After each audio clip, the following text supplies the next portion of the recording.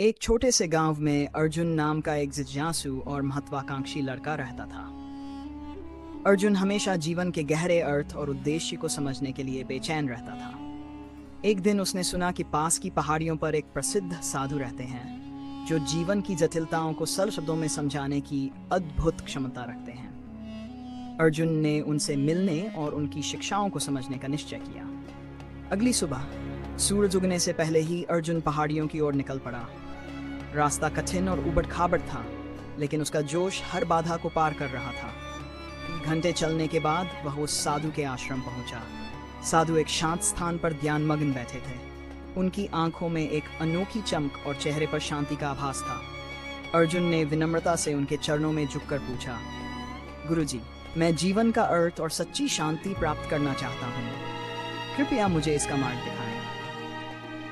साधु ने उसकी ओर मुस्कुराते हुए देखा और कहा, यह एक लंबी यात्रा है बालक, इसे पाने में ज़्यादा वर्ष लग सकते हैं। अर्जुन ने उत्साह के साथ पूछा, अगर मैं पूरी लगन और कठिन परिश्रम करूं तो क्या यह समय कम हो सकता है? साधु ने आंखें बंद कर कुछ क्षण सोचा और उत्तर दिया, तब तुम्हें 20 वर्ष लगेंगे। अर्जुन यह सुनकर चकित हो गया। उसने फिर से पूछा, गुरुजी, अगर मैं अपना पूरा जीवन इसे समर्पित कर दूं तब कितना समय लगेगा? साधु ने मुस्कुराते हुए कहा, तब तुम्हें 30 वर्ष लगेंगे। अर्जुन अब और भी उलझन में था।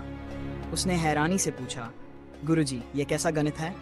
मैं जितना अधिक प्रयास करने का वादा करता हूँ समय उतना ही बढ़ जाता है, ऐसा क्यों? साधु ने शांति से उत्तर दिया, जब तुम्हारी एक आंख केवल लक्ष्य पर टिकी होगी तो दूसरी आंख मार्ग से हट जाएगी, और जब तुम मार्ग को देखे बिना दौड़ोगे तो गिरने का खतरा बढ़ जाएगा।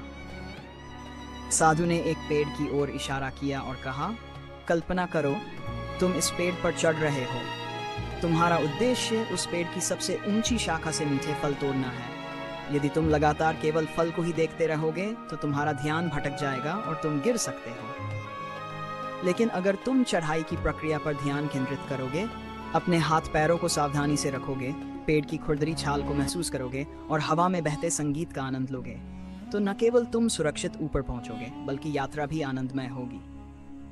अर्जुन ने धीरे धीरे साधु की बातों का मर्म समझा। उसने महसूस किया कि जीवन केवल मंजिल तक पहुंचने का नाम नहीं है, बल्कि उस यात्रा के हर पल को जीने, सीखने और सराहने का नाम है। साधु ने उसे समझाते हुए कहा, जीवन में जो भी करो उसे पूरी लगन और ध्यान से करो। हर प्रयास में सीखने का आनंद लो और छोटे छोटे कदमों का जश्न मनाओ, क्योंकि असली खुशी मंजिल में नहीं बल्कि उस यात्रा में छुपी होती है जो तुम्हें वहां तक ले जाती है। उस दिन अर्जुन ने ठान लिया कि वह केवल अपने लक्ष्य पर ही नहीं बल्कि अपनी यात्रा पर भी ध्यान देगा। उसने साधु को धन्यवाद दिया और अपनी नई समझ के साथ पहाड़ी से नीचे उतरने लगा। रास्ता अब भी कठिन था, लेकिन इस बार हर कदम उसे नई प्रेरणा और उत्साह दे रहा था।